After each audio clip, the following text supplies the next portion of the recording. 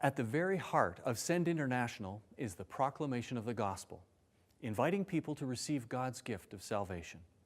Our goal is to share this good news with men and women and children around the world who have little or no opportunity to hear that good news. In fact, a key component of our mission statement is engage the unreached. When we say engage the unreached, who are we seeking to engage? By unreached, we mean a people group that does not yet have a church with the capacity to evangelize that particular people group without outside assistance from missionaries.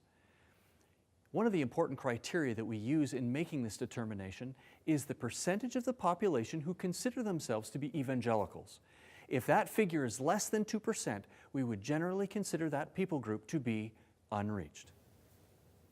As our communication team discussed presenting these important ideas online, we realized that another mission agency, Global Frontier Missions, had already done a great video on this very topic.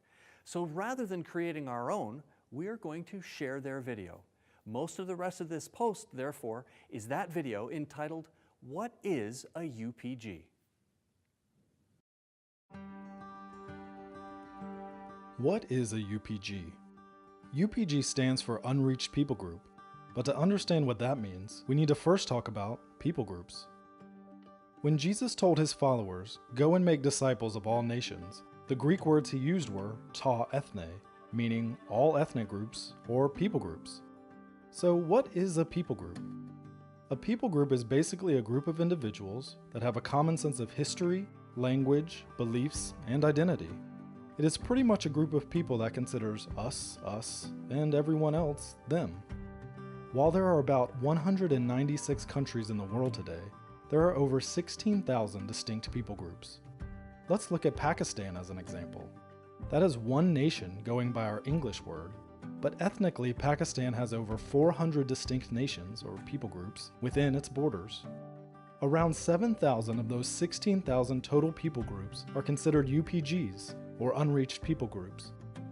A group is considered unreached if less than 2% of their population is evangelical Christian. That is, it has too few true believers to evangelize and disciple the rest of the people group. Almost 3 billion people fall into this category. Over 3,000 of those 7,000 unreached people groups are considered UPGs, or unengaged unreached people groups. These people groups have no churches, no believers, no missionaries, and no one actively focused on engaging them. 95% of all unreached people groups are located in the part of the world between 10 degrees latitude and 40 degrees latitude, stretching from North Africa to Southeast Asia. We call this the 1040 window. It's in the 1040 window that most of the major non-Christian religions hold sway. Collectively, they are known as the Thumb people: tribal, Hindu, unreligious, including many Chinese, Muslim, and Buddhist. Jesus said that the gospel of the kingdom would be preached as a testimony to ta ethne, all people groups, and then the end would come. Less than 3% of our total cross-cultural missionary force is working with unreached people groups. We must go to the unreached. At the same time, it's estimated that over 350 unreached people groups are living in the United States today as immigrants, refugees, and international students. We must welcome the unreached. Christ commands us to make disciples of all nations. Jesus is alive. His mission for us is clear, yet the task stands incomplete. Together, we can change that. So there you have it. People groups, unreached people groups, and unengaged unreached people groups, all in one snappy video.